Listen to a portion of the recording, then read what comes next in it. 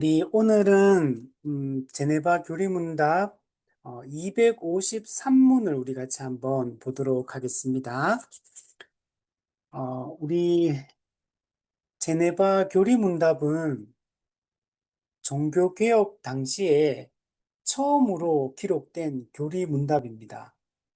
칼빈이 이 최초로 이 교리문답을 기록을 했고, 그 이후에 다른 또 여러 나라들에서 이런 교리 문답들이 만들어지게 되는데, 이 제네바 교리 문답, 그리고 이 제네바 교리 문답의 이 내용들은 이 칼빈의 기독교 강요 속에 사실 다 담겨 있는 내용들입니다.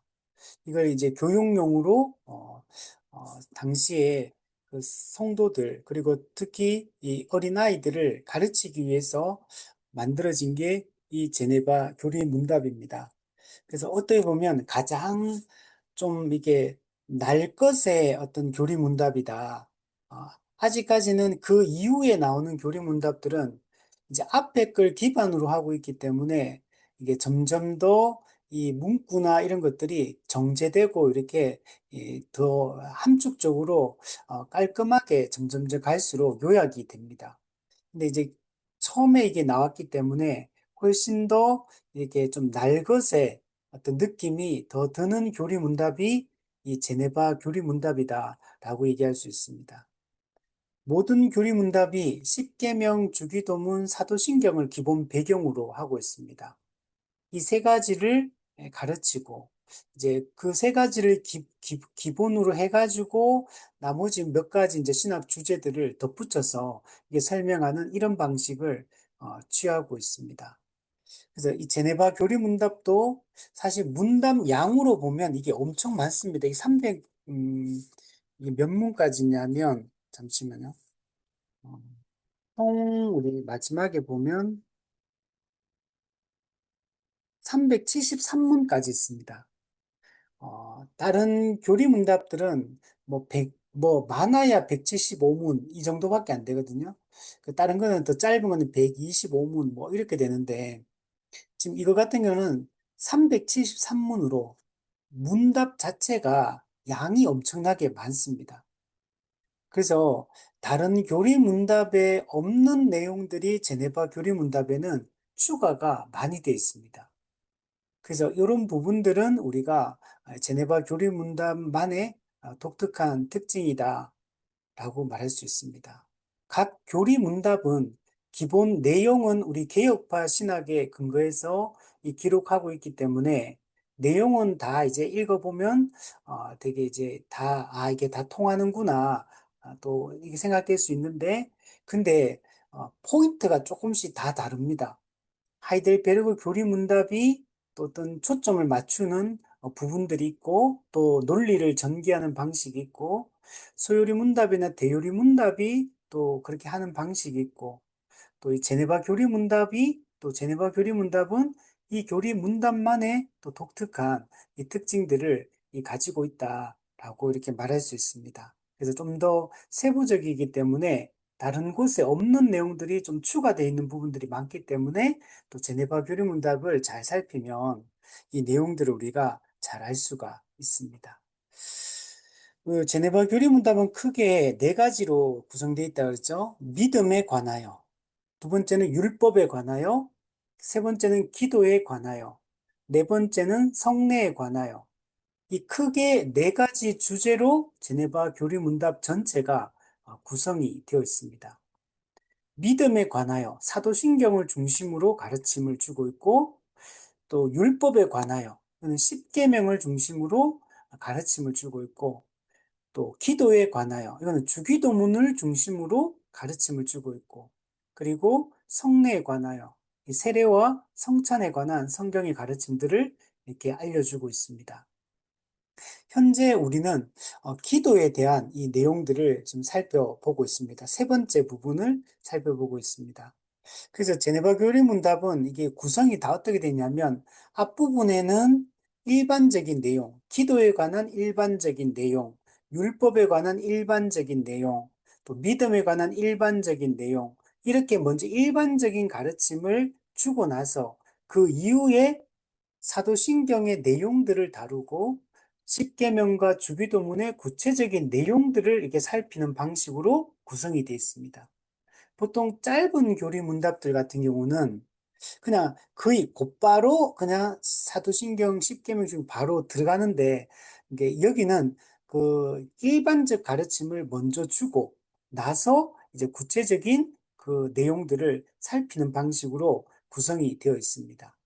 그래서 우리가 지난 시간까지 기도에 관한 일반적 가르침들에 대해서 우리가 이제 한 두 시간, 두세 시간 정도 이렇게 살펴보았습니다. 그래서 기도의 전반적인 부분들에 대해서 우리가 살펴보았고, 이제 오늘부터 주기도문에 대한 이제 이야기를 하려고 하는데, 지금 오늘도 주기도문에 곧바로 하늘에 계신 우리 아버지에게 곧바로 들어가는 게 아니고 주기도문에 대한 전체적인 설명을 먼저 또 합니다. 그리고 나서 이제 주기도문에 대한 일반적 설명을 하고 나서 그리고 이제 다음 주부터 구체적으로 그 내용들을 살피게 됩니다. 그래서 우리가 공부하는 이제 흐름이 이렇게 된다는 걸 머릿속에 상기를 하는 게 되게 중요합니다. 제가 자주 얘기했었지만 저는 그 교리를 이렇게 공부하고 이렇게 가르치면서 참 많이 느끼는 게 뭐냐면 야, 여기에 우리의 모든 가르침이 다 담겨 있구나.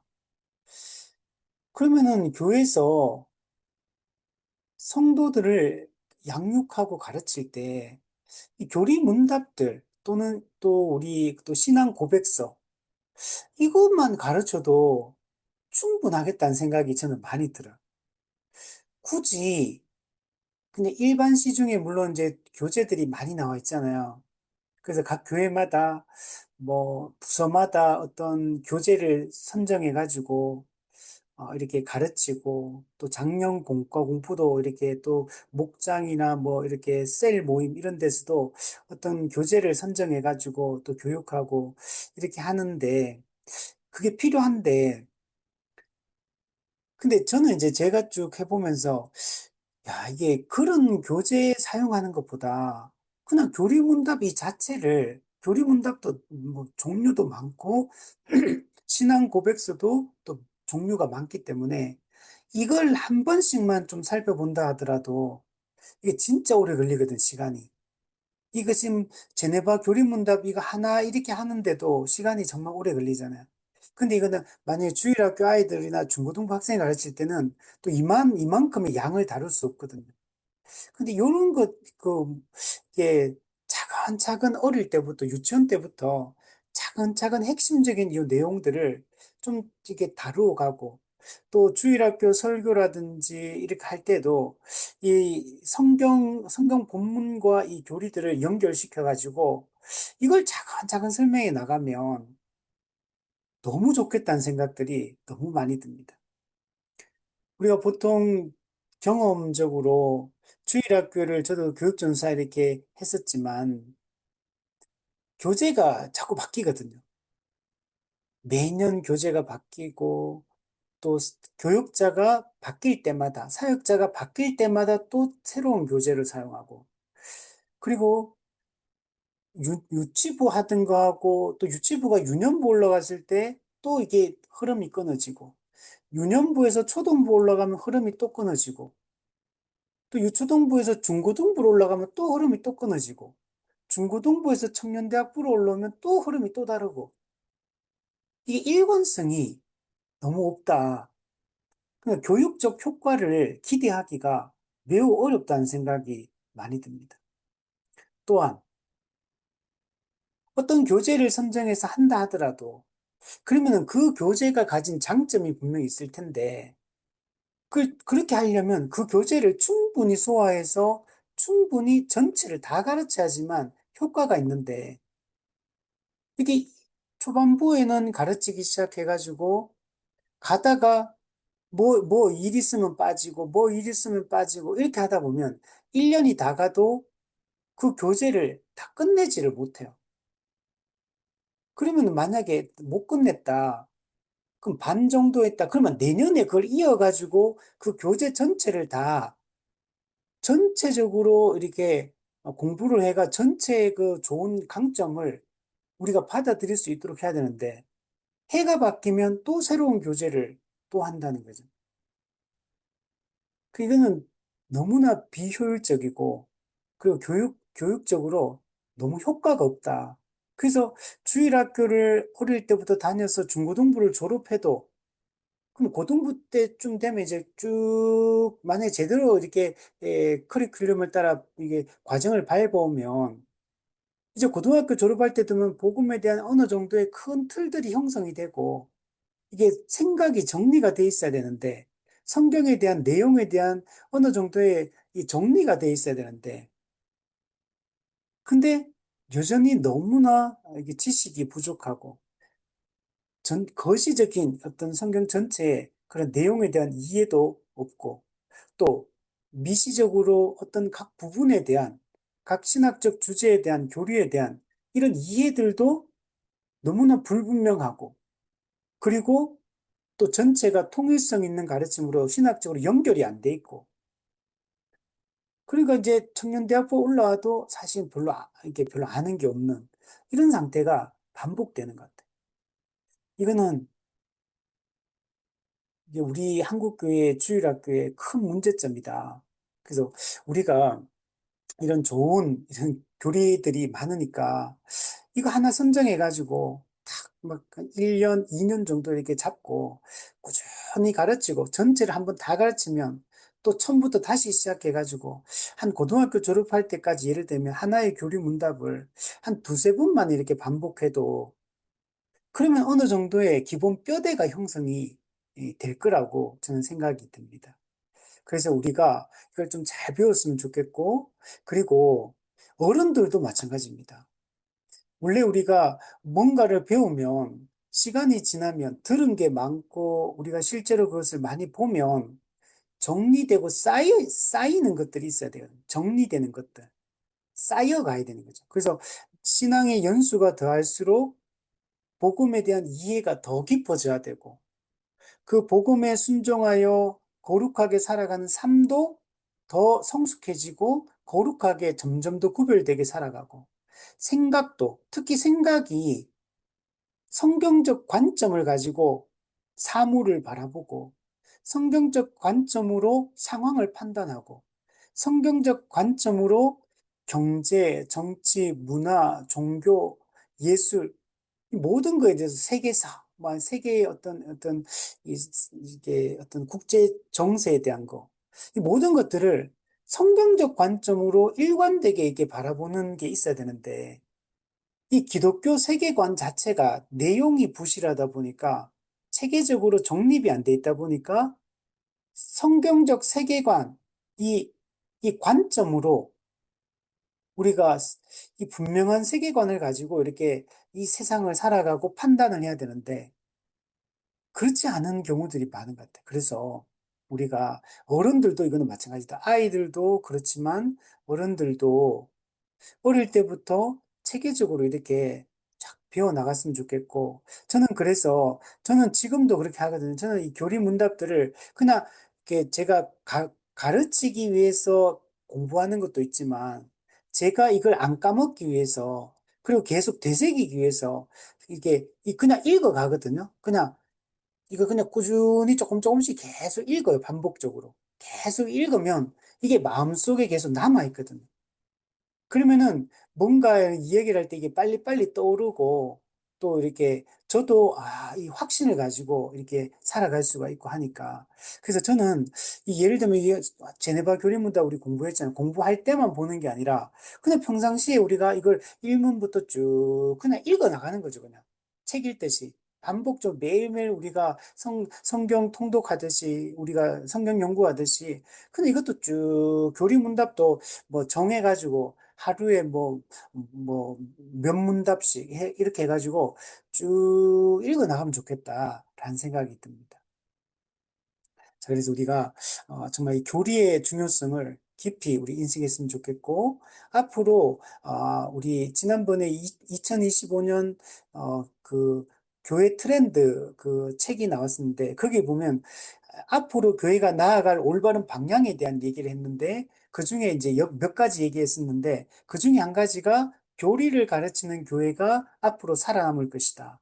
이제 그 얘기도 하나 들어가 있더라고요. 참 좋다라고 생각했어요. 그러니까 교리를 안 가르치고 성도들이 앞으로 교회에 남아 있을 거라고 우리가 생각할 수 없다는 거죠. 그래서 성경 본문 연구와 이 교리를 가르치는 게 항상 동시적으로 같이 이렇게 공부를 할 수 있도록 하는 게 중요할 것 같습니다.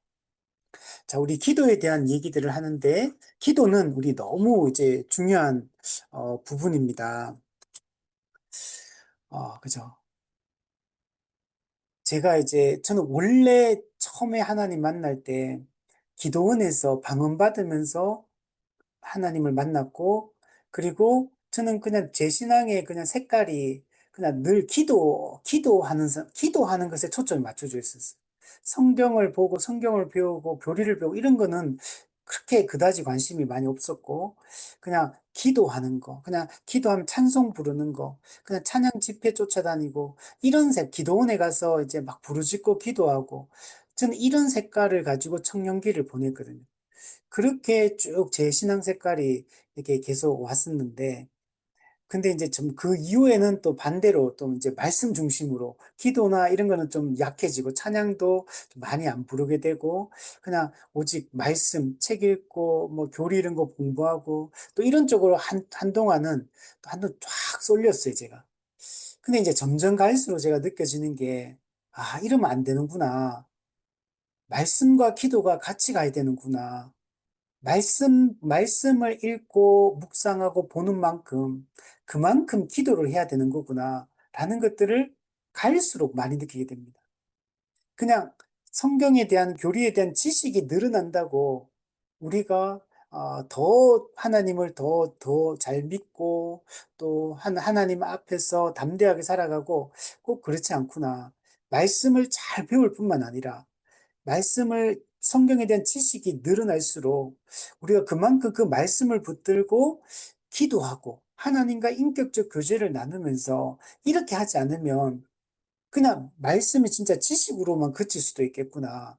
교리를 공부했던 게 지식으로만 그칠 수도 있구나. 실제 삶에 강력하게 영향을 미치는 데까지 삶을 개혁하는 데까지 못 갈 수 있겠구나. 라는 생각들을 제가 경험적으로 이런 생각이 진짜 많이 들어요. 그래서 저희도 예전에는 기도를 많이 강조하지 않다가 몇 년 전부터 골방 기도를 저희 교회에서도 이제 강조를 하고 골방 기도의 중요성, 우리가 공동체적인 교회적 기도도 중요하지만 기도의 기본은 골방 기도다. 아무도 없는 은밀한 곳에서 나와 하나님이 매일 독대해서 하나님께 기도하는 이 골방 기도가 기도의 본질이다. 이제 이런 얘기를 하면서 내가 있는 그곳에서, 특히 집에서 또 직장에서 내가 있는 그 삶의 그 현장 속에서 날마다 은밀하게 하나님께 기도하고 그 속에서 정말 우리가 살아가는 게 중요하다. 이제 그런 걸 강조를 많이 하기 시작했는데 정말 이 골방 기도가 너무 중요하고 또 교회가 함께 모여서 합심해서 통성으로 이렇게 합심해서 기도하는 거. 옆에 있는 사람의 손을 잡고 함께 서로의 체온을 느끼며 우리가 한 몸 된 지역교회로서 우리가 한 마음과 한 뜻으로 같은 기도의 제목으로 하나님의 은혜를 구하는 이런 교회적 기도도 정말 중요하다. 그래서 저희도 교회에서 항상 이 합심 기도를 저희 많이 하려고 제가 많이 이랬었거든요. 예배 시간에도 설교 전에 합심 기도하고, 또 예배 끝나고 설교 끝나고 또 합심 기도하고, 또 우리가 성경부 오후에 하기 전에 또 합심기도 하고, 또 끝나고 나면 또 합심기도 하고, 어쨌든 간에 같이 교회가, 왜냐하면 요즘에는 막 새벽 기도, 뭐 금요 기도회 이런 것들이 많이 약해졌잖아요. 한국 교회도 요즘에 금요 기도회 안 하는 교회들이 점점 늘어나고 있다고 얘기를 들었는데, 새벽 기도회도 마찬가지고. 그러니까 그걸 못 하더라도 우리가 어쨌든 함께 교회가 모여서 기도하는 시간을 만드는 게 중요하다.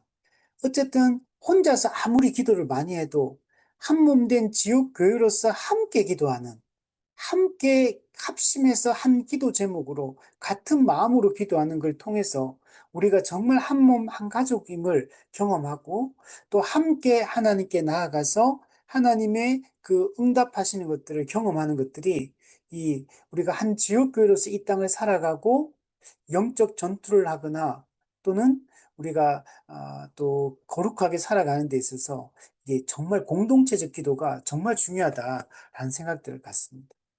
그래서 어쨌든 간에 우리는 이게 골방 기도와 이 공동체적 기도가 항상 같이 가야 되고 우리는 정말 기도 시간을 더 늘려야 된다. 찰스 스펄전이 내가 더 바빠졌기 때문에 내가 해야 될 일이 더 많아졌기 때문에 내가 기도 시간을 더 늘려야겠다라고 이렇게 말하고 실제로 기도 시간을 더 늘렸던 것처럼 우리는 바쁘면 제일 먼저 줄이는 게 기도하는 시간 줄이고 성경 읽는 시간 줄이고 예배 드리는 시간 줄이고 그리고 나머지 다른 게 더 우선순위가 돼 있는데 그게 아니라 말씀과 기도가 우리 삶의 가장 중심을 이루고 그걸 기반으로 해가 나머지 시간을 재조정을 우리가 해야 된다. 이렇게 할 때 우리가 그리스도인답게 이 땅에서 살아갈 수 있다라고 생각이 듭니다. 자, 오늘은 우리 253문 주기도문에 대해서 한번 주기도문의 일반적인 그 내용들에 대해서 한번 살펴보겠습니다. 253문에 보면 이제 우리들이 드리는 기도의 내용에 대해서 말해 봅시다. 우리는 머릿속에 생각나는 모든 것에 대해 간구할 수 있는가? 아니면 기도에 대한 어떤 규정이 있는 것입니까? 우리 답을 보시면 만일 우리가 기도할 때 자신의 생각을 따라서 기도한다면 우리 기도들은 매우 무질서하게 되고 말 것입니다. 왜냐하면 우리는 무지하여 어떻게 하는 것이 잘 간구하는 것인지 판단할 수 없기 때문입니다. 또한 우리의 욕구들은 매우 난잡하므로 이것들에 대한 통제의 고삐를 늦추어서는 안 되기 때문입니다. 자, 우리가 기도를 할 때 우리 머릿속에 생각나는 대로 우리는 기도하잖아요. 근데 지금 칼빈은 그렇게 기도하면 안 된다라고 지금 얘기를 하는 겁니다. 어. 그럼 내 머릿속에 생각나는 대로 기도한다는 얘기는 내 생각대로, 내 경험대로, 내 지식대로, 그죠? 내 주관대로 이렇게 기도한다는 거거든요. 근데 우리가 만약에 완전한 존재라면, 우리가 이 죄의 영향을 받지 않는 사람이라면, 하나님, 우리 마음에 새긴 율법이 우리 속에서 제대로 이렇게 작동되고 있다면, 그러면 우리가 우리 머릿속에 생각나는 대로 기도해도 괜찮습니다. 하나님의 뜻대로 기도할 거기 때문에. 근데 문제는 우리가 지금 너무 무지하다는 겁니다. 우리는 어떤 기도가 바른 기도인지, 하나님이 어떤 기도의 내용으로 기도하기를 원하시는지 정확히 알지 못하기 때문에 그렇다는 거예요. 우리 죄성이 너무 강하고 육체의 정욕이 너무 강하기 때문에 이 욕구가 매우 난잡하다. 그래서 그렇기 때문에 우리가 우리의 마음대로, 내 생각대로, 머릿속에 생각나는 대로 이렇게 기도하면 안 된다는 거예요. 이 통제의 고삐를 늦추어서는 안 된다라고 얘기합니다. 그러니까 이건 우리가 조금 오해를 하지 말아야 될 부분은 하나님은 우리의 모든 기도를 들으시는 게 맞습니다. 그러니까 우리가 어떤 기도, 그러면 기도를, 내용을 제한하라는 얘기입니까? 그런 얘기는 아니에요. 이거는 그런 것보다는 우리가 기도를 할 때는 하나님의 뜻에 맞는 기도를 해야 된다는 걸 강조하려고 하는 거예요.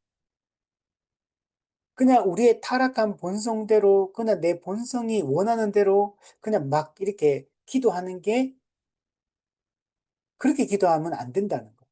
그러면 오히려 내 본성대로, 내 정욕대로, 내 타락한 욕구대로 막 기도하면 하나님의 뜻에 벗어나는 것들이 많다는 겁니다. 뜻에서. 그러면 하나님이 듣지 않으시죠.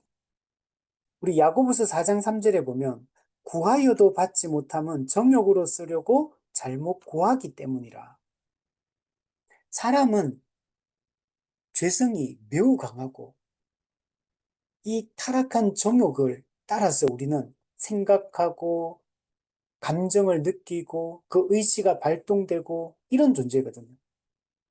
그렇기 때문에 그냥 생각나는 대로 그냥 맡기도 하면은 안 된다는 겁니다. 그 성경에도 보면 이렇게 말합니다. 그의 뜻대로 무엇을 구하면 들으심이라. 요한 1서 5장 14절. 하나님의 뜻대로 구하면 하나님이 듣겠다라고 말씀했습니다. 야고보서 4장 3절에도 구하여도 받지 못하면 자기 정욕으로 쓰려고 잘못 구하기 때문이죠. 그렇게 하면 하나님 안 듣는다는 거예요. 하나님의 뜻대로 구해야 된다. 로마서 8장 27절. 성령이 하나님의 뜻대로 성도를 위하여 간구하십니다. 사람은 마땅히 기도할 바를 알지 못한다 그래요. 로마서 8장 26절. 우리는 마땅히 기도할 바, 즉 하나님의 뜻에 맞는 기도가 무엇인지를 우리는 모르기 때문에 성령께서 말할 수 없는 탄식으로 친히 우리를 위하여 기도하신다.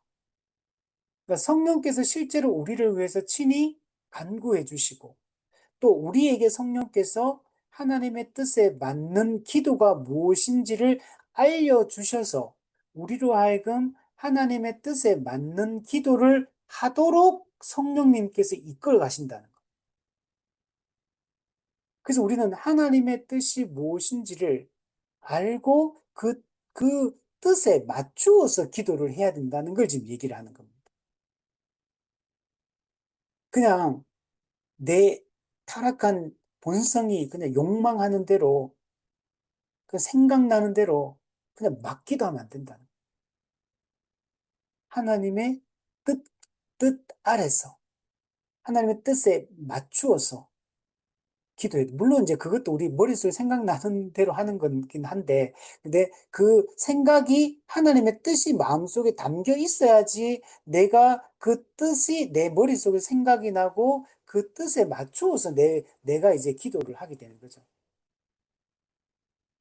그래서 우리는 하나님께 무엇이든지 간구할 수 있는데, 그런데 하나님의 뜻에 맞는지 맞지 않는지를 잘 판단해서 하나님이 세워주신 그 기준, 그 뜻에 맞추어서 우리가 기도하는 것이 중요하다. 기도는 이 부분이 제일 중요합니다. 기도는 정성으로 기도 드리는 게 아니에요. 하나님은 우리가 뭐 옛날에 그 정한수 떠놓고 100일 정성을 드린다. 그 어머니가 옛날에 그런 말 하잖아요. 또 하얀 소복을 입고 새벽 이슬을 맞으며 저 작은 상위에다가 이게 흰 그 그릇에다가 정한수를 딱 깨끗한 물을 새벽에 떠놓고 몸과 마음을 깨끗이 해서 가장 좀 그 순수한 깨끗한 상태에서 그 새벽에 그래서 그렇게 지극정성을 들여서 기도하면 하늘이 감동해가지고 그 정성을 보고 기도에 응답해 준다. 그런 얘기를 하잖아요. 근데 우리가 믿는 성경의 하나님은 그런 분이 아닙니다. 하나님은 하나님의 그 뜻을 정확하게 우리에게 계시해 주시고 하나님이 기뻐하는 그 뜻대로 구하기를 원하십니다. 그리고 하나님의 뜻대로 구하는 모든 기도에 대해서 하나님은 응답해 주시겠다고 말씀하셨어요. 구하라, 찾으라, 두드리라. 너희가 구하여도 그죠? 구하지 않기 때문이고, 구하면 주시겠다라고 말씀하는데, 구하지 않기 때문에 받지 못하는 거고, 구하여도 받지 못한 하나님의 뜻에서 벗어났기 때문에, 자기 정욕대로 기도했기 때문에, 하나님 듣지 않으신다고 명백하게 말합니다.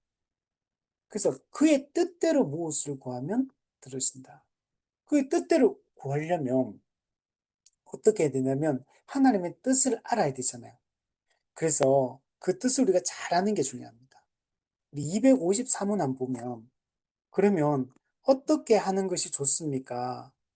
하나님 자신이 스스로가 적절하다고 생각하시는 바에 따라 우리를 가르쳐 주셔야만 합니다. 즉, 하나님께서는 우리의 손을 잡고 인도하셔야 하며 우리는 그분을 따라가야만 하는 것입니다. 네.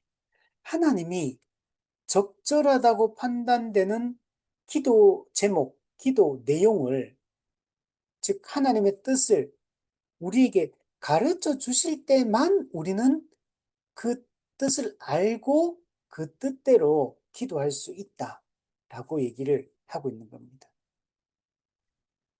하나님께서 우리에게 어떤 기도를 해야 되는지 알려주시겠다라고 말하는 것.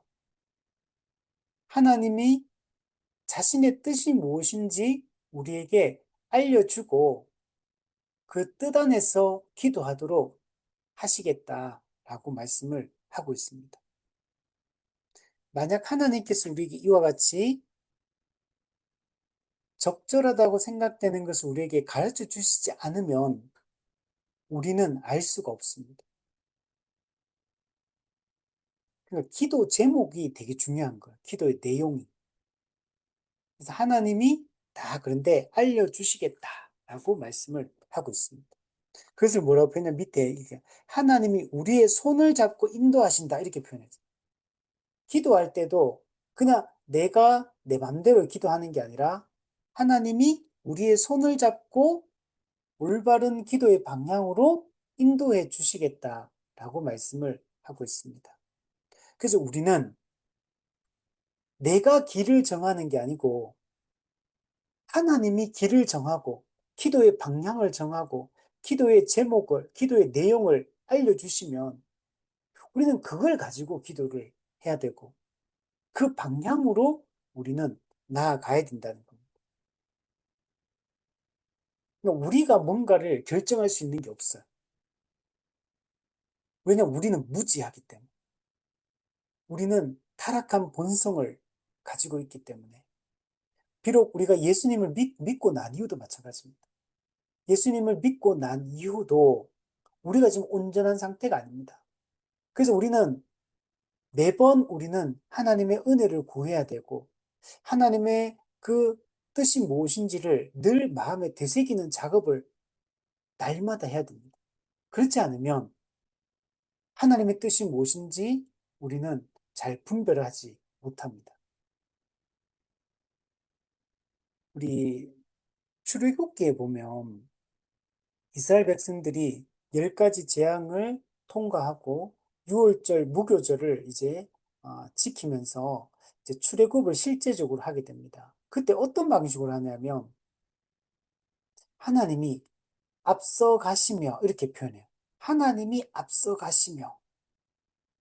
그러니까 처음에 출애굽을 하나님이 시키는데 출애굽해가지고 원래는 어떤 길로 가나안 땅으로 가냐면 애굽하고 그 이스라엘은 그 지중해 연안을 따라 연결이 되어 있습니다. 그 길이.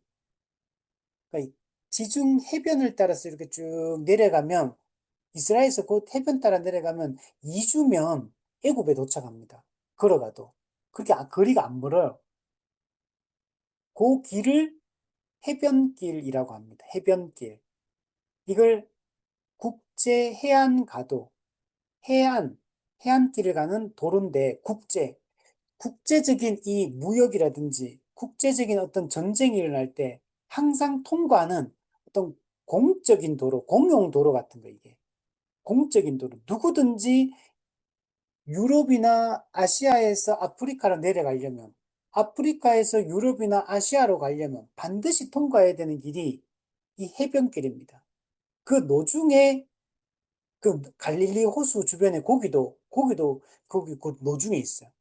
그래서 갈릴리 해변에 예수님 살았던 그 가버나움이나 이 지역이 완전히 세속적인 도시고 완전히 이제 그런 모든 이제 무역 상인들 또 전쟁하러 다니는 사람들 막 모든 잡상인들이 다 모이는 곳이 그 도로 가운데 있습니다. 그러니까 이 길로 가보면은 빠르고 그리고 길도 되게 잘 닦여 있는 이런 길입니다.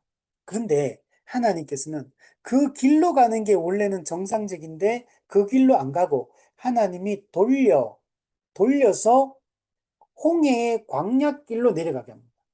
홍해의 광약길은 매우 척박하고 거친 땅입니다.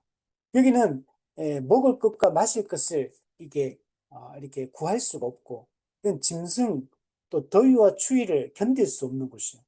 너무나 척박한 그 밑에 그것의 그 끝에 뭐가 시내산이 있거든요.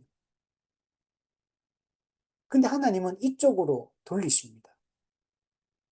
근데 그때 돌려서 하나님 앞서가는데 어떻게 앞서가시냐면 하나님이 낮에는 구름 기둥으로 밤에는 불 기둥으로 인도하십니다.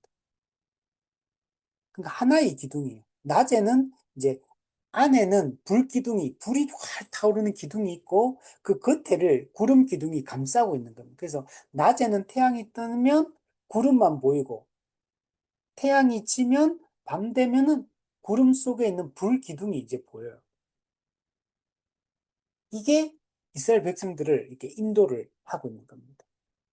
그래서 이 구름 기둥, 불 기둥 이걸 통해 하나님 앞서가시는. 그래서 이 구름 기둥이 떠오르면 이스라엘 백성들도 움직이고 구름 기둥, 불 기둥이 멈추면 백성들도 멈추고 구름 기둥, 불 기둥이 한 달 동안 멈춰 있으면 이스라엘 백성들도 한 달 동안 멈춰 있고 1년 동안 멈추면 1년 동안 멈춰 있고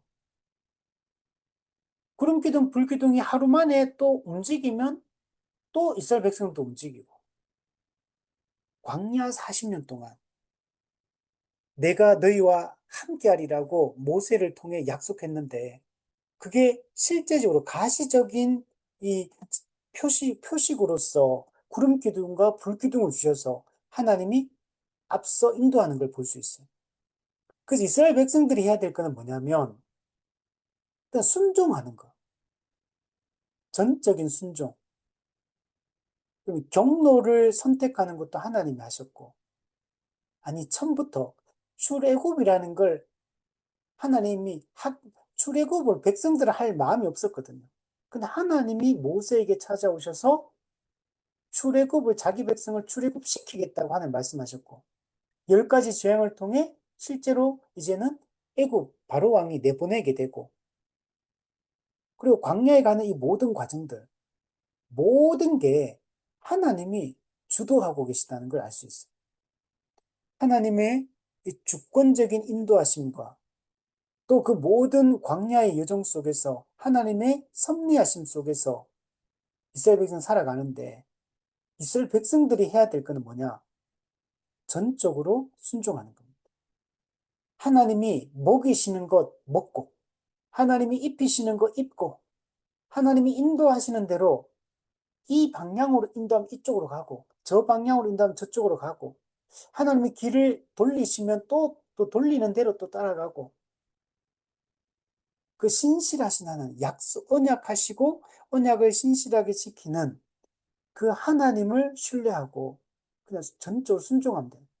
마찬가지로 기도도 마찬가지. 우리는 내 뜻대로 기도하는 것이 아니라 내 머릿속에 그냥 생각나는 대로, 그냥 생각나는 대로 솔직하게 기도하면 좋은 거 아니고, 솔직하게 하는 건 좋은 거 맞아요. 근데 그 기도의 흐름이, 그 내용이 하나님의 뜻에 맞아야 된다.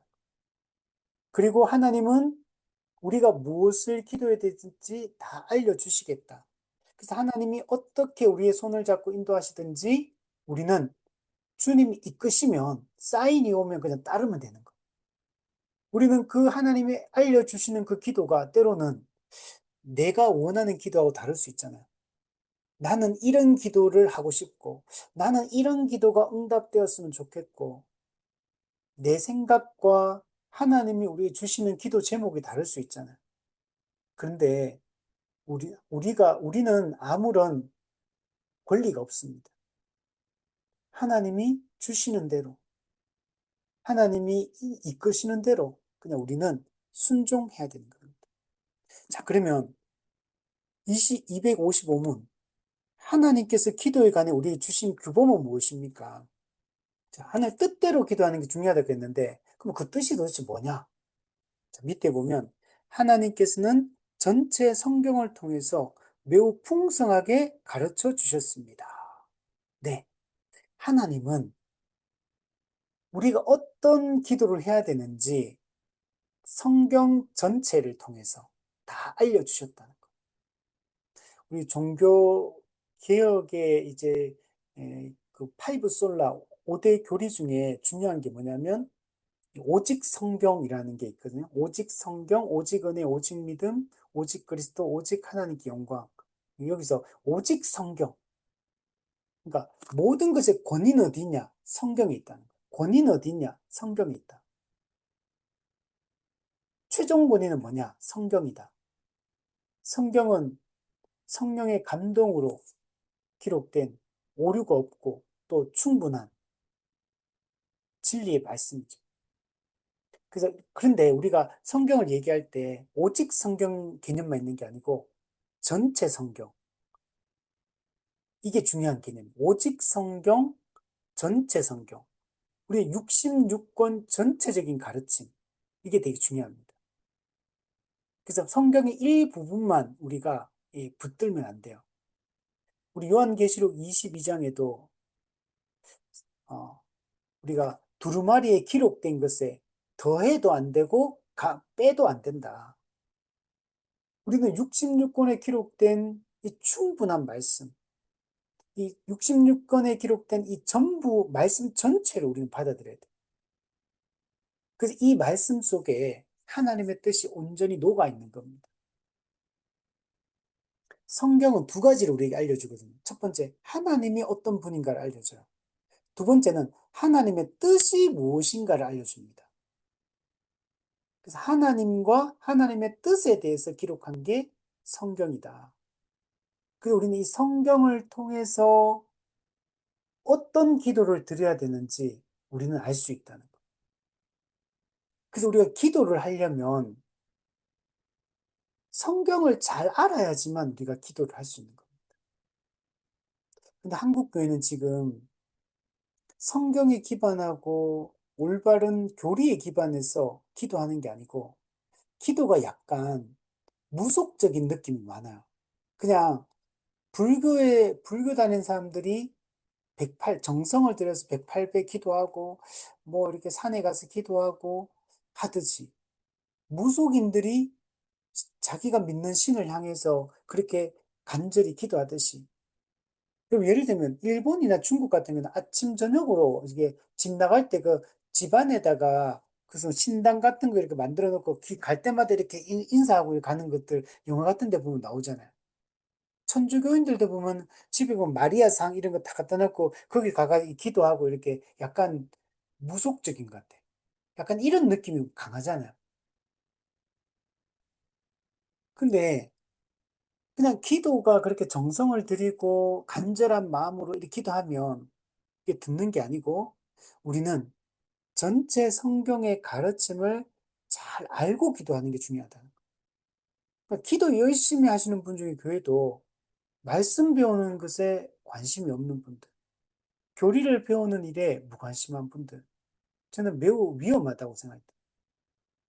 기도 많이 한다. 그래서 그냥 뭐 이렇게 저는 기도 많이 하는 거 좋다고 생각하지만 근데 이게 성경의 가르침에 기반하지 않은 기도를 그냥 기도만 열심히 한다면 저는 오히려 위험할 가능성이 높다.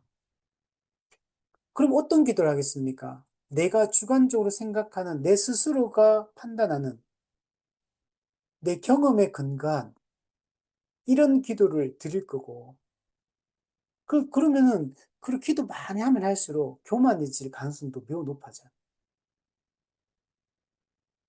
그래서 기도하지 않는 사람에 대해서 어떤 신앙적 수준이 떨어지는 사람처럼 이렇게 치부하는 경우들, 이런 경우들이 많거든. 그래서 우리는 한마디를 기도하더라도 성경에 기반해서 하나님의 전체 사상에 맞는 기도를, 즉, 하나님이 뜻에 맞는, 기뻐하시는 기도를 우리가 드리도록 하는 게 중요하고, 그거는 전체 성경에 이것이 풍성하게 드러나 있다. 그러면 우리는 기도하기 전에, 그래서 기도는 반드시 말씀을 기반으로 해야 된다고 하는 얘기가 이것 때문인 겁니다.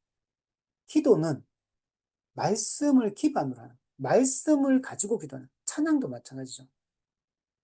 곡조 있는 말씀인 거죠. 그래서 우리가 성경을 잘 배우는 게 중요하다. 저 밑에 보면, 그러나 우리가 어떤 분명한 목표에 보다 더 잘 이루도록 하기 위해서 하나님께서는 하나의 본보기를 제공해 주셨습니다. 자, 무슨 말이냐면, 전체 성경 66권 전체에 하나의 뜻이 담겨 있으니까 우리는 성경 66권을 연구해서 하나님의 뜻을 잘 알면 무슨 기도를 해야 되는지 우리는 정확하게 알게 되겠죠. 자, 그런데 그러면 66권 성경 전체를 우리 연구를 깊이 해야 돼요. 그렇게 하려면 너무 이제 어렵고 사람들이 잘 무지해서 잘 모르니까 예수님께서 우리에게 직접 이 합법적이고 우리에게 유익한 기도의 모든 요점들을 간결하게 요약해 주셨습니다. 우리에게 다 알려주셨다는 겁니다. 합법적이에요.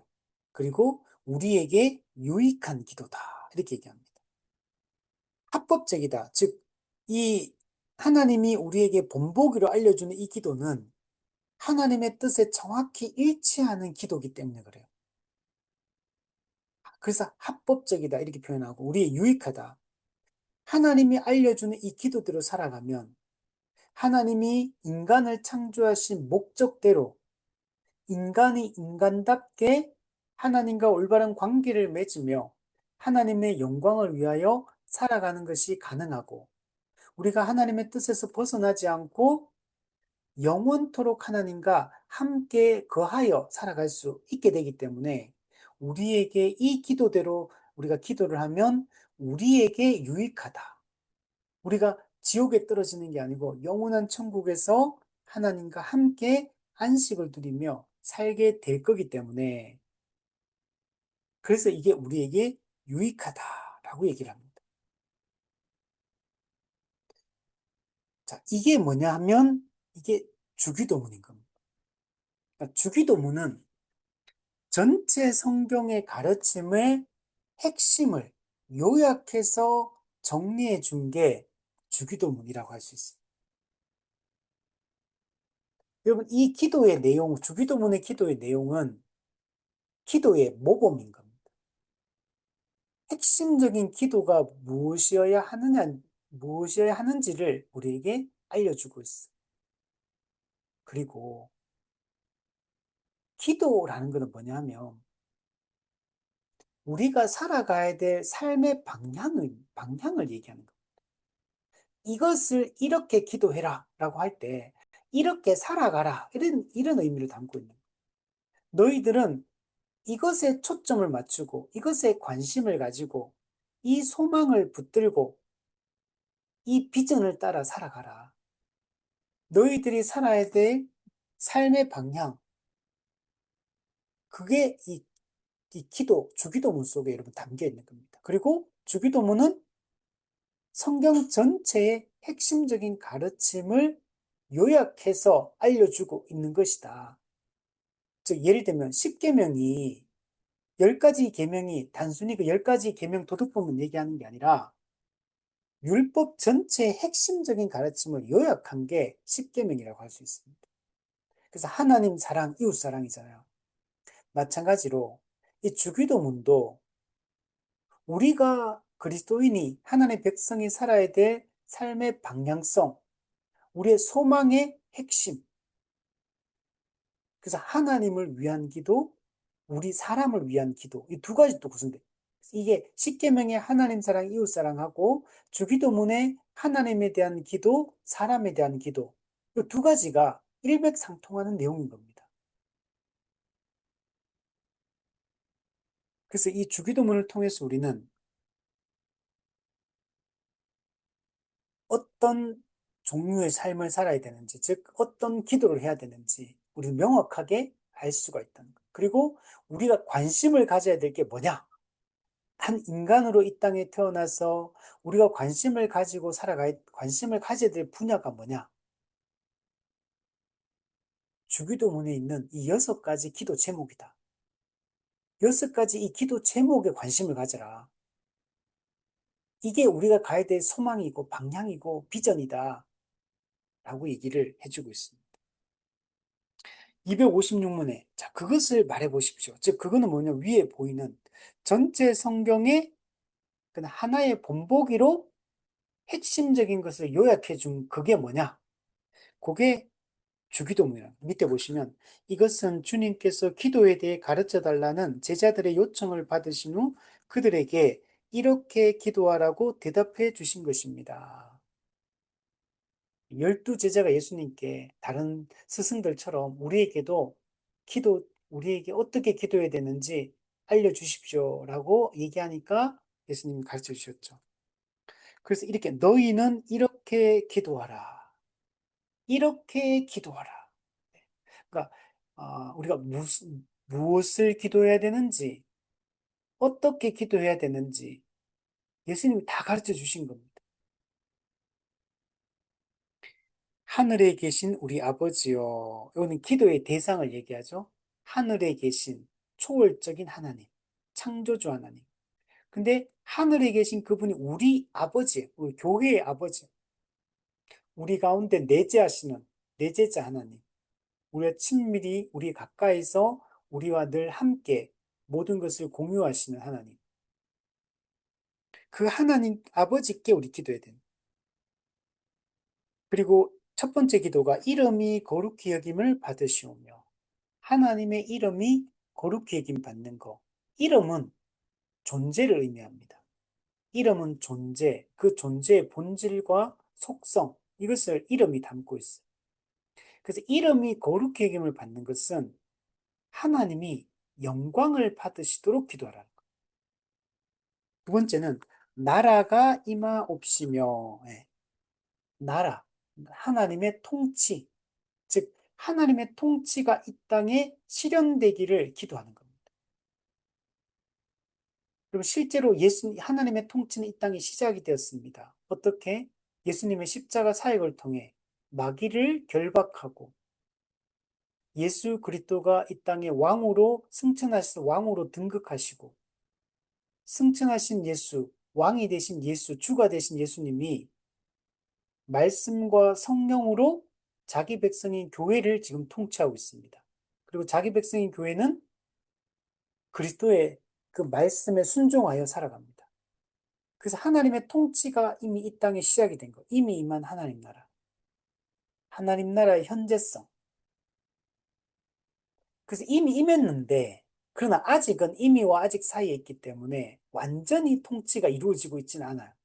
우리가 완전히 한 예수 그리스도의 뜻을 순종하고 있지 않아요. 그렇기 때문에 우리가 무슨 기도를 해야 되냐면 이 땅에 정말 하나님의 통치가 더 온전하게 이루어지도록 기도해야 된다. 모든 사람이 하나님의 그 말씀을 듣고 삼위 하나님이 어떤 분인지 알고 그분 앞에 항복하고 주께 나와 회개하고 나와 그분의 말씀을 순종하며 거룩하게 살아가는 하나님을 예비하며 살아가는 이런 세상이 될 수 있도록 우리는 기도해야 됩니다. 그렇게 하기 위해서 우리 뭘 해야 되느냐? 열심히 복음을 전해야 됩니다. 복음 전도를 통해 믿지 않는 자들이 하나님을 알고 하나님을 예비하는 자로 만들어가는 거죠. 그 다르게 얘기하면 마태복음 28장에 모든 족속을 제자로 삼고 모든 족속을 제자로 삼는다. 이게 뭡니까? 모든 민족 가운데 주님의 교회를 세우라는 명령이에요. 교회를 세우라는 명령입니다. 우리는 복음 전도를 통해 이 땅에 교회를 이 땅에 세워야 돼. 그게 하나님의 통치가 확장되는 겁니다.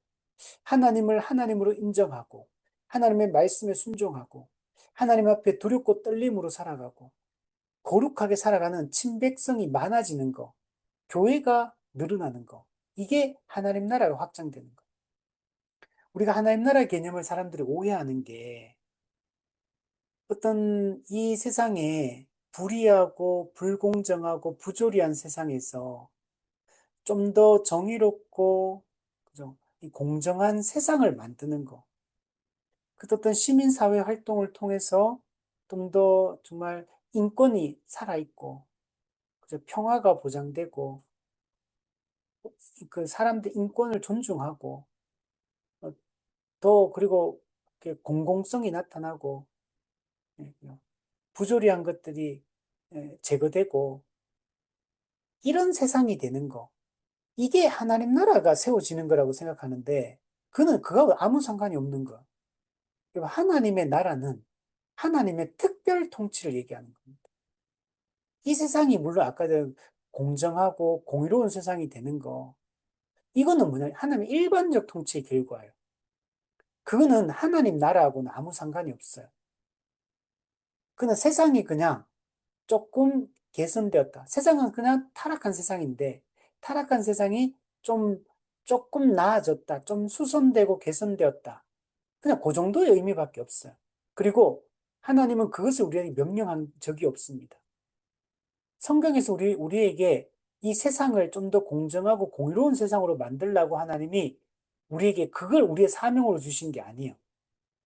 그거는 그냥 우리가 하나님의 뜻대로 말씀에 순종하며 하나님의 특별 통치, 하나님의 통치에 온전히 순종하며 살아갈 때 나타나는 그다 부수적인 결과일 뿐이에요, 그거는.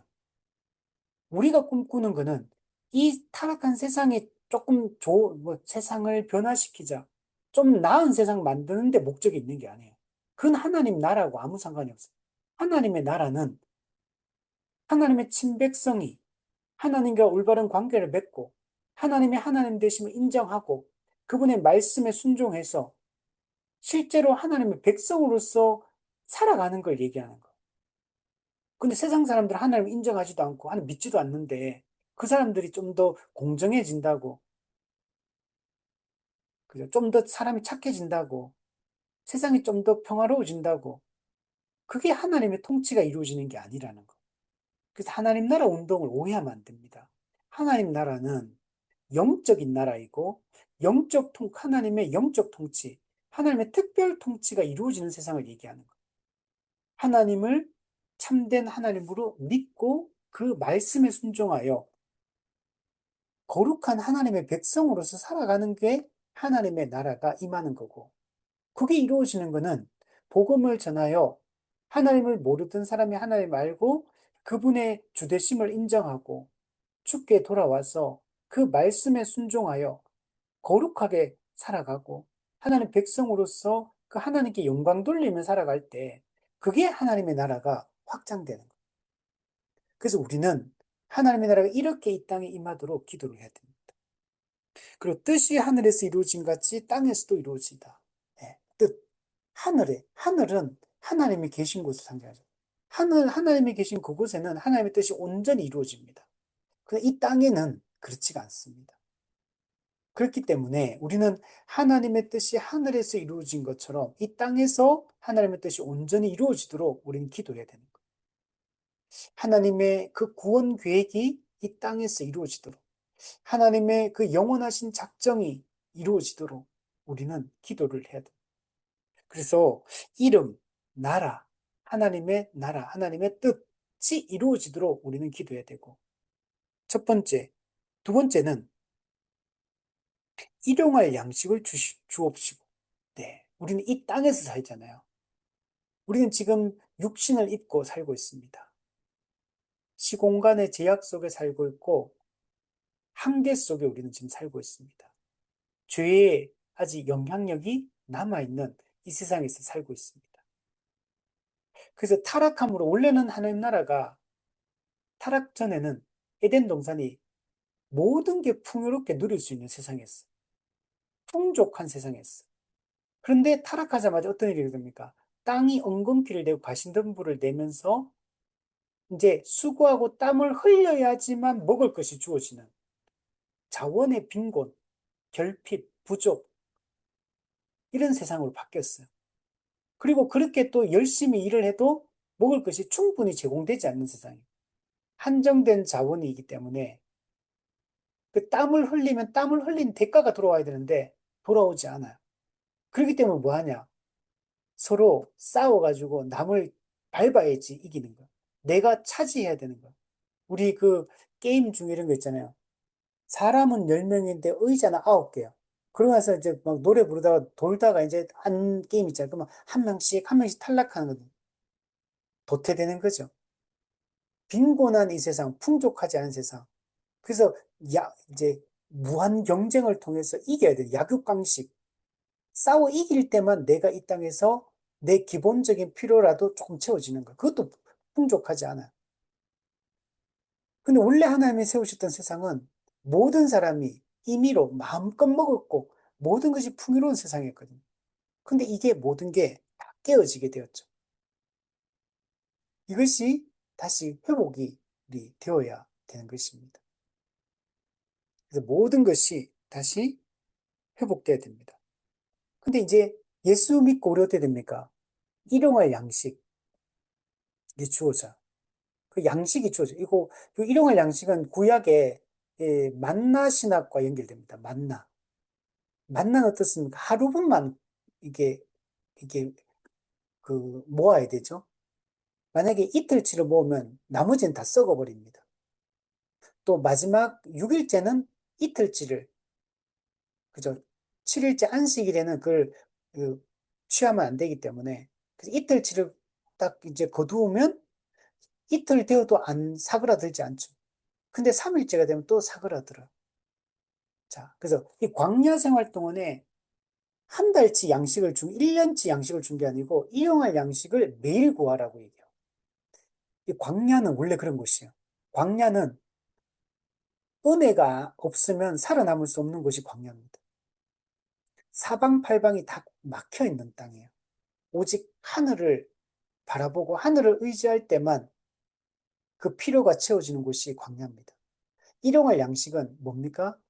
우리의 모든 기본적인 필요들, 우리가 이 땅을 살아갈 때, 이미와 아직 사이를 살아갈 때 우리에게 필요한 모든 기본적 필요가 채워지기를 간구하는 겁니다. 근데 매일, 근데 이거 한다는 건 뭘 의미합니까? 일용할 양식을 구한다는 얘기는 우리가 일용할 양식을 내가 얻어서 내 힘으로 이걸 만들어내는 게 아니잖아요. 하늘에서 내려주는 거야. 일용할 양식을. 이 말은 하나님을 의지하고 살아라. 이 말이에요.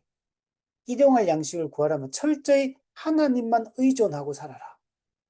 모든 것을 공급하시는 우리의 공급자는 하나님이심을 잊지 말아라. 하나님이 다 주시는 것이다. 그 하나님만 의지하고 살아라. 이런 얘기를 하고 있습니다. 자, 그리고 우리가 우리에게 죄 지은 자를 사하여 준 것 같이 우리 죄를 사하여 주옵시고. 네. 우리가 우리에게 죄 지은 자를 사하여 준 것 같이. 자, 이거는 무슨 말이냐면 하나님이 먼저 은혜로 우리를 용서해 주셨어요. 그래서 우리는 그래서 은혜로 용서를 받은 겁니다. 1만 달란트 빚진 자, 도저히 갚을 수 없는 빚을 졌는데 하나님이 그냥 은혜로 탕감해 주신 거. 자, 그래서 우리 탕감받은 우리는 어떻게 삽니까? 우리는 우리 이웃에게 이제 용서를 실천하며 살아갑니다. 우리가 은혜로 용서를 받았기에 우리도 이제 다른 사람에게 용서하며 살아가는 삶을 살죠.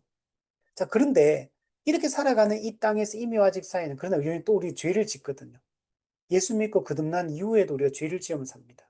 그렇기 때문에 우리가 어떤 기도를 해야 되냐? 매일 일상적 회개를 하며 살아가야 됩니다. 그래서 매일 용서를 구하는 기도를, 그러니까 이거는 구원과 관련된 건 아니에요. 우리 처음에 결정적 회개, 처음 예수 믿을 때 하는 그 이제 결정적 회개, 그걸 통해 우리가 구원을 받았고, 그때 구원받았고, 이제 예수 믿고 거듭난 이후에 이제 성도로서 이 땅을 살아갈 때 또 우리가 연약함이 있고 또 넘어지고 이렇게 하기 때문에 날마다 회개하며 살아가야 되고, 또 우리가 그 과정 속에서 또 우리도 우리의 죄에 대해서 하나님께 용서를 구해야 돼요. 매일. 그래서 우리가 그렇게 용서를 구할 때 하나님 오늘 우리의 일상의 죄에 대해서 하나님 용서해 주십시오. 라고 이렇게 기도를 지금 하라고 지금 말씀을 하고 있는 겁니다. 즉, 용서받은 자로서 용서받은 자답게 이 땅을 이제 거룩하게 살아갈 것을 이렇게 말씀을 하고 있는 겁니다. 자, 그리고 마지막으로 우리를 시험에 들게 하지 마시옵고 다만 악에서 구하옵소서. 네. 마지막은 이 땅은 여러분 예수님의 십자가 초림 사역으로 마귀가 결박됐습니다. 우리 골로새서 마귀는 무력화, 무장 해제되었다. 누가복음 요한계시록에는 결박되었다. 또 우리 창세기 3장 15절에서는 마귀를 상하게 했다. 그죠? 머리를 상하게 했다.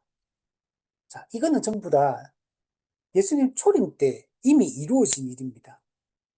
그래서 마귀는 결박, 무력화, 오스카 쿨만은 치명타를 입었다. 결정적 패배를 했다. 그러나 결정적 패배를 했지 완전한 패배를 아직 한 건 아니에요. 그래서 결정적 패배를 했기 때문에 예수님의 십자가사를 결박, 무력화된 상태는 이게 역전은 불가능합니다. 뒤집어지진 않아요, 결과가. 그냥 예수님 재림하시면 최후 심판받고 그냥 마귀는 영원한 지옥 형벌에 들어갑니다. 이거는 그냥 정해진 수순이에요. 결정적 패배를 했기 때문에. 그렇지만 아직까지는 살아있는 겁니다. 죽은 게 아니에요. 우리 그래서 이걸 오스카 쿨만은 2차 세계대전의 그 D-Day, V-Day로 설명해요. D-Day. 그 1944년 노르망디 상륙 작전을 연합군이 승리함으로 연합군이 결정적 승리, 독일군의 결정적 패배가 됩니다. 그러나 전쟁은 1945년, 1년 후에 독일군이 항복하면서 2차 세계대전이 끝나게 됩니다. 우리도 그때 해방되잖아요. 그때, 그러니까 D-Day와 V-Day, 이는 1년의 간격이 있는 겁니다. 그러나 이미 독일군은 결정적 패배를 했어요. 그러나 아직 완전히 죽은 건 아니에요. 그래서 그 1년 동안에는 국지전이 계속 발생합니다.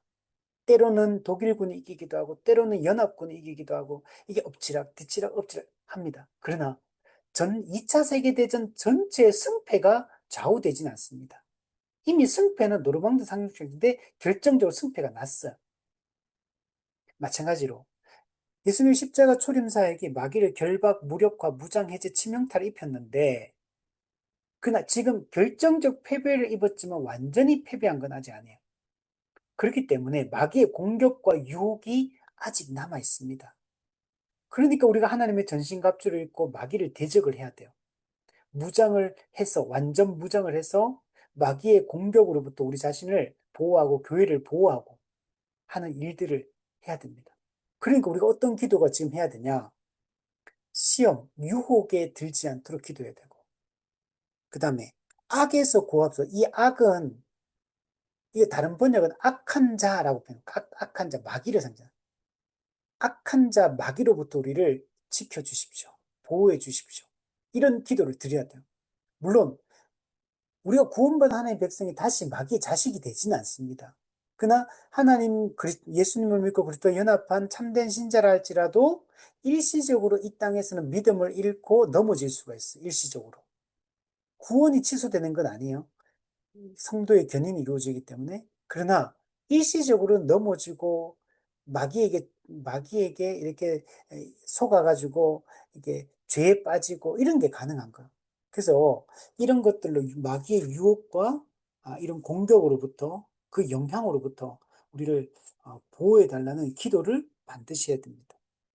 자, 그리고 마지막에 나라와 권세와 영광이 아버지께 영원히 있사옵나이다. 요거는 보통 송영이라고 하죠, 송영. 하나님의 그 영광과 찬송을 이렇게 올려드리는 거. 어떤 시라든지 기도의 형태로. 요걸 송영이라고 합니다.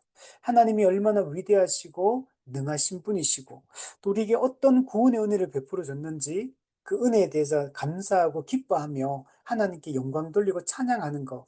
이걸 이제 송영이라고 합니다. 그래서 마지막 부분에 이 송영이 들어가 있습니다. 자, 257문에 보면 주기도문을 이해하기 쉽게 하기 위해서 이것이 몇 개의 조항으로 되어 있는지 말해보세요. 자, 오늘 했던 건데 6가지. 그래서 처음 3가지는 하나님의 영광에 관련된 겁니다. 그래서 여기에는 첫 번째 3개의 기도 제목에는 우리 자신, 인간에 대한 고려가 전혀 없습니다.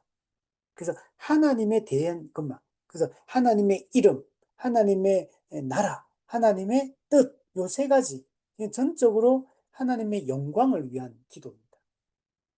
자, 그리고 그 뒤에 나오는 거, 일용할 양식을 주십시오. 우리 죄를 용서해 주십시오. 악의 시험에 들지 않고 악에 빠지지 않게 해주십시오. 요 나머지 3가지. 이거는 우리를 위한 기도예요. 우리의 행복과 유익을 위해서 이렇게 기도해라. 라고 얘기를 하는 겁니다. 즉, 사람의 필요와 사람의 유익을 위한 기도. 그래서 앞에 3가지는 하나님의 영광을 위한 기도. 뒤에 3가지는 우리 사람의 필요를 위한 기도. 그래서 합쳐서 여섯 가지. 이 주기도문의 여섯 가지가 성경 전체의 기도의 핵심이다. 성경 전체에 담겨있는 하나님의 뜻의 핵심이다. 이렇게 이야기를 할 수 있습니다. 자, 258문 보면 뭐라고요? 우리에게 아무런 유익도 돌아오지 않는 것을 하나님께 간구해야 한다는 말입니까? 네. 요거는 이제 앞에 세 가지는 하나님의 영광을 위한 기도잖아요. 그럼 우리하고는 상관이 없다는 거죠. 근데 왜 우리가 우리한테 유익도 없는데 왜 이런 기도를 해야 됩니까? 라고 물어보는 거예요. 자, 밑에 보면 참으로 하나님은 그의 무한한 자비로서 그분의 이름의 영광을 위하여 존재하신다. 자, 이게 가장 중요합니다. 하나님은 자신의 영광을 위해 존재하는 분이에요. 이게 기본, 이게 하나님의 모든 계획과 모든 뜻은 하나님의 영광을 위한 겁니다. 우리 신학적으로 보면 모든 것의 끝에 가면 뭐가 있냐면 하나님의 영광이 있어요. 예수님 이 땅에 왜 오셨습니까? 죄인을 구원하기 위해서요. 그게 맞아요. 근데 그게 최종적인 건 아니에요. 하나님 나라를 회복하기 위해서요. 맞습니다. 그게 최종적인 게 아니에요. 예수님 왜 십자가 못 박혀 죽었습니까? 죄인을 구원하기 위해서 맞습니다. 하나님 나라를 회복하기 위해서 맞습니다. 마귀를 멸하기 위해서 맞습니다. 근데 그건 최종적인 건 아니에요. 최종적인 거는 뭐냐면 그것을 통해 하나님의 영광을 위한 거예요. 하나님의 영광을 위해 하나님은 모든 일을 하십니다. 하나님이 인간을 왜 창조했을까요? 세상을 왜 창조했을까요? 우리를 위해서? 예, 맞아요. 우리를 위해서도 맞아요. 그러나 그게 궁극적인 게 아니에요. 궁극적으로는 인간을 만들고 세상을 창조하신 목적은 하나님의 영광을 위한 겁니다. 우리 이걸 잘 보여주는 성경 구절이 이사야 43장 7절에 보면 내가 그를 지었고 그를 내가 만들었다 이렇게 말해요. 그럼 하나님이 왜 우리를 만들고 왜 지었냐 사람을? 내가 내 영광을 위하여 창조한 자를 오게 하라. 내가 내 영광을 위하여 창조했다. 그리고 우리는 사람이다 보니까 우리 사람 입장에 자꾸 생각을 해요. 그러니까 사람 입장에 생각하면 내가 되게 중요하고 내가 하는 일이 되게 의미 있고 막 그렇잖아요. 근데 우리가 항상 인본주의적 관점으로 생각하면 안 되고 신본주의적 관점으로 항상 생각을 해야 돼요. 하나님 입장에서 하나님 편에 서서 우리가 생각을 해보면 하나님이 하시는 모든 일이 다 선하고 옳고 모든 게 모든 것이 다 좋은 겁니다. 하나님은 궁극적으로 하나님의 영광을 위하여 이 모든 일들을 하시는 거예요.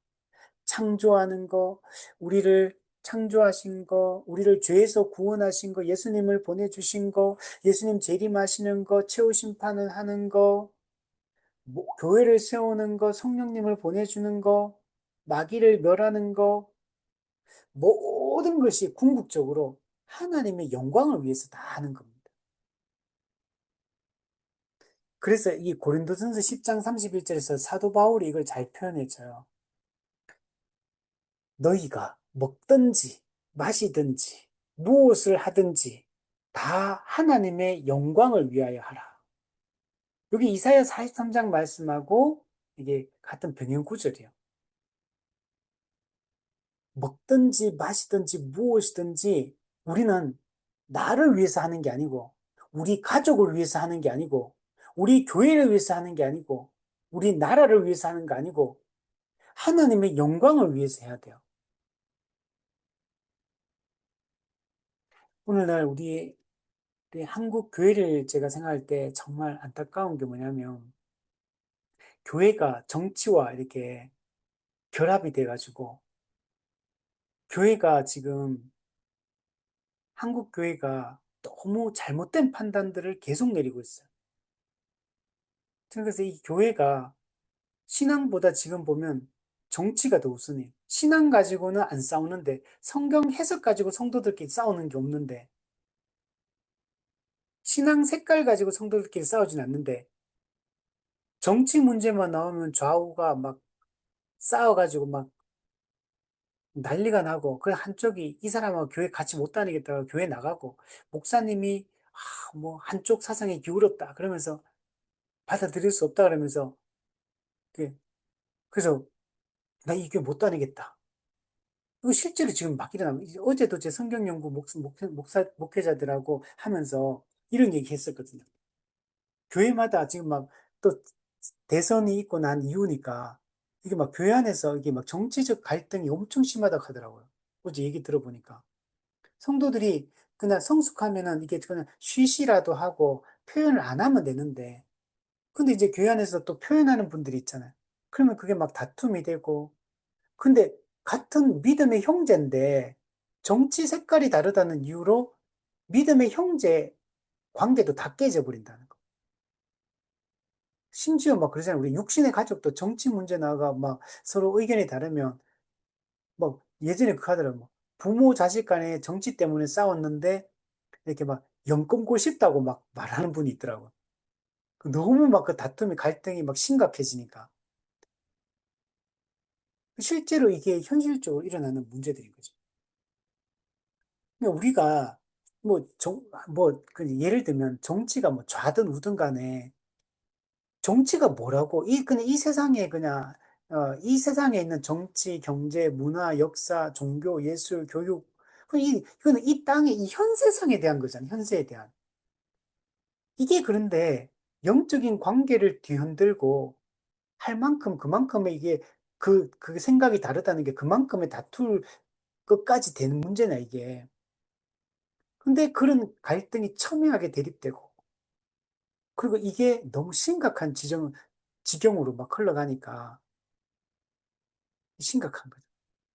근데 하나님은 모든 것을 하나님의 영광을 위해 하라 그랬잖아요. 그럼 우리가 뭐 이 세상을 살든 가정에 살든 직장 사역을 하든 뭘 하든 간에 이게 하나님의 영광이 되는지 안 되는지를 잘 판단해 보고 그 하나님의 영광을 위해서 말을 하고 하나님의 영광을 위해서 우리가 교회에서도 행동하고 가정에서도 하나님의 영광을 위해서 하면 우리가 그렇게 이렇게 심각한 분열과 갈등을 이렇게 일으키는 것들이 모르는 거죠. 그러니까 우리는 먼저 하나님의 백성이라는 이 정체성이 가장 우선이 돼야 되는데 그리고 하나님과 우리의 관계성이 가장 중요한 부분인데 그것마저도 정치 앞에 무너지고 어떤 사상에 무너지고 이데올로기에 무너지고 이렇게 되는 것은 매우 바람직하지 않은 겁니다. 아무리 생각이 다르더라도 우리가 한 믿음의 형제라는 의식을 우리 신앙적 정체성 안에서 그것도 서로가 서로를 바라보고 서로를 대하고 적어도 이거는 돼야 된다. 그래서 우리는 우리의 최종적인 목적은 하나님의 영광을 위해서 우리가 존재하고 살아가는 존재라는 걸 우리가 잊지 말아야 됩니다. 자, 우리 그 밑에 보면 동시에 우리에게 유익하지 않은 것은 하나도 없도록 모든 것을 섭리로 처리하시고 정하고 계십니다. 자, 그러면 하나님은 오직 하나님의 영광을 위해서 한다 이러니까 하나님 너무 이기적이다. 하나님 너무 자기중심적이다. 하나님은 자기밖에 모른다. 이렇게 생각하면 안 된다는 거. 하나님은 무한한 자비로 우리 사람에게 모든 것이 유익한 방향으로 우리 사람에게 가장 좋은 것을 주는 최적의 길로 우리를 인도하시는 그런 좋은 아버지고 모든 걸 그렇게 섭리하신다는 걸 생각을 해야 돼요. 그러니까 자, 궁극적으로 말하면 하나님의 영광을 위한 거예요. 우리는 아무 관계 없어요. 우리가 어떻게 되든 말든 우리 사실 상관없어요. 하나님의 영광이 나타난다면 그는 옳은 겁니다. 세례요한 그러잖아. 그는 흥하고 나는 쇠하여야 하리라. 나는 무익한 종입니다. 당연히 해야 될 일 했습니다. 내가 안 드러나고 내가 안 하더라도 하나님의 영광이 나타나면 그는 다 된 거예요, 그냥. 나는 그냥 먼지처럼 사라져도 하나님의 영광이 나타나면 그걸로 충분한 거예요, 그걸로. 우리가 그런 의식을 가져야 된다는 거죠. 그런데 그럼 하나님 너무 이기적이고 자기중심적이고 이런 분이 아니라는 거. 하나님은 오직 하나님의 영광을 위해서 하시는데, 근데 하나님이 영광을 하는 그것과 그것이 우리 사람에게도 가장 좋은 길이라는 거. 우리의 가장 좋은 것을 공급해 주시는 방법이고, 가장 좋은 방식으로 우리 삶을 인도하시는 거라는 거. 우리가 가장 행복하고 가장 기쁨이 넘치도록 하나님 이 두 가지가 충돌되지 않게끔 처리하신다는 거, 모든 걸. 온전하게 하나님께 영광이 되고, 우리 사람에게도 온전하게 유익하도록 이 방향으로 하나님은 이끄신다는 것. 자, 따라서 당신의 이름이 거룩히 여김을 받으실 때 하나님께서는 이것을 우리의 성화로 바꿔 놓으시며, 네, 하나님의 이름이 거룩히 여김을 받는데, 근데 우리는 어떻게 돼요? 그럼 우리는 상관없는 게 아니라 우리가 우리가 거룩한 존재로 세워지도록 그렇게 한다는 거예요. 하나님만 거룩히 여김을 받는 게 아니라 우리도 거룩히 여김을 받도록 하나님 이끄신다는 거예요. 또한 그의 나라가 임할 때 우리도 어떤 의미에서 그 나라에 참여하게 해주셨습니다. 하나님의 주로서의 통치가 온전히 임하는 게 우리가 그 통치에 참여해서 그 복을 누리는 것과 밀접하게 연관이 돼 있다는 것. 하나님의 통치는 이루어지는데 우리는 그 나라의 통치에 참여하지 못해서 빈곤하고 부족하고 늘 메마른 삶을 살아가고 이런 게 아니라는 거예요. 하나님의 통치가 온전히 이루어질 때 우리도 그 통치를 받아 하나님 나라의 그 안식을 우리도 누리게 된다는 겁니다. 자, 그러나 이러한 것들을 갈망하며 우리가 구할 때 우리는 우리 자신에 대해 생각한다거나 우리 자신의 유익을 구해서는 안 되고 오직 하나님의 영광만을 찾아야 됩니다. 자, 이거 되게 중요한 거예요. 자, 이렇게 말하면 또 이게 약간 좀 거부감이 들 수도 있는데 아까도 말했잖아요. 그는 흥하고 나는 쇠하여야 하리라. 내 뜻대로 마시고 아버지 뜻대로 되기를 원합니다. 오직 하나님의 영광이 나타나면 그걸로 충분한 거. 그죠? 우리가 이런 거 할 때, 그, 동기가 올바라야 된다는 동기가. 예를 들면 이런 거죠. 내가 하나님한테 요렇게 하면 하나님이 그거에 대해서 나한테 보상을 요렇게 해주시겠구나. 그러니까 나 열심히 하자. 그러면 하나님이 나한테 요런 보상을 줄 거야. 이런 보상심들을 가지고 우리가 하나님을 예배하거나 뭔가를 해서는 안 된다는 거. 그냥 우리는 내가 요렇게 했을 때 나한테 뭐가 돌아올 거냐, 이것 자체를 생각하지 말라는 거. 이게 하나님께 영광이 되느냐, 되지 않느냐, 그것만 생각하라는 거. 오직 하나님께 영광이 된다면, 혹 그게 나한테는 손해가 될 수도 있고, 하나님께는 영광이 되는 나한테는 힘든 일이 될 수도 있다 하더라도, 하나님께 영광이 된다면, 내가 손해를 보고 피해를 입고 내가 고통을 당하고 하는 것에 관심을 갖지 말라는 거. 극단적으로 얘기하면. 물론 아까 말했지만 하나님한테는 좋은데 우리한테는 나쁘지 않습니다. 하나님께 좋은 게 우리한테도 다 좋은 거. 하나님께 나쁜 게 우리한테도 나쁜 거. 근데 근본적인 동기에 있어서 혹 그렇다 할지라도 오직 우리는 하나님의 영광만을 위해서 모든 일을 해야 된다는 거. 그리고 이거는 중요한 개념이거든요. 자, 그래서 우리 파이브 솔라 중에 오직 하나님께 영광, 오직 하나님께 영광을. 왜냐면 중세 로마 가톨릭은 오직 하나님께 영광이 아니고 교황이 하나님의 영광을 가로채고 마리아가 하나님의 영광을 가로채고 다 가로채니까 오직 우리는 하나님께 종교개혁의 정신은 그겁니다. 오직 하나님께 영광을. 소요리문답 1문에 사람의 제일 되는 목적은 무엇입니까? 사람의 주된 목적은 무엇입니까? 우리가 이 땅에 태어나서 존재하는 이유가 무엇입니까?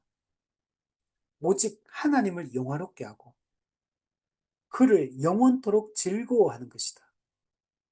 여기는 나는 없어, 우리는 없어요. 내가 하나님과 함께 행복하게 사는 것이다. 이런 거 없어요. 하나님을 영화롭게 하고 하나님을 영원토록 즐거워하는 게 사람의 주된 목적, 존재의 주된 목적이라는